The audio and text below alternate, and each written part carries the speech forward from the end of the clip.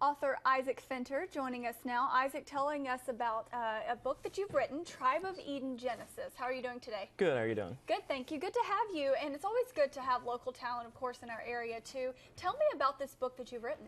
Well, the book I wrote is it's a short story. It's a novella. It's based in Sabine Pass about these 16 kids who survived the apocalypse, and they're now surviving on their own, trying to develop their own culture, their own society, their own moral principles without any role models and guidance.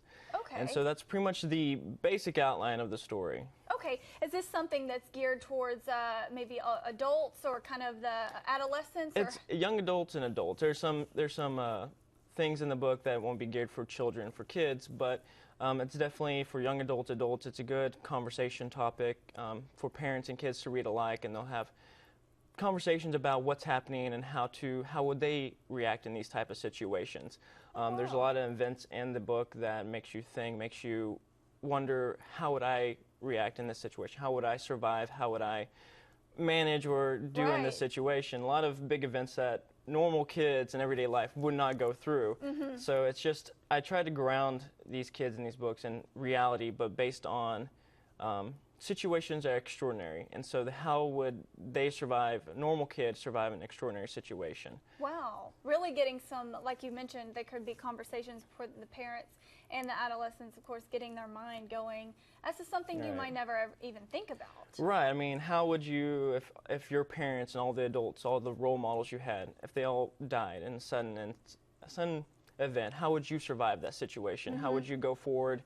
And how would you gather food? How would you manage people? And it's based on this one individual, the main character named Ethan, and he is in Sabine Pass. It's a very secluded area compared to the rest of the world, so they had 3 years to build up their time, to build up their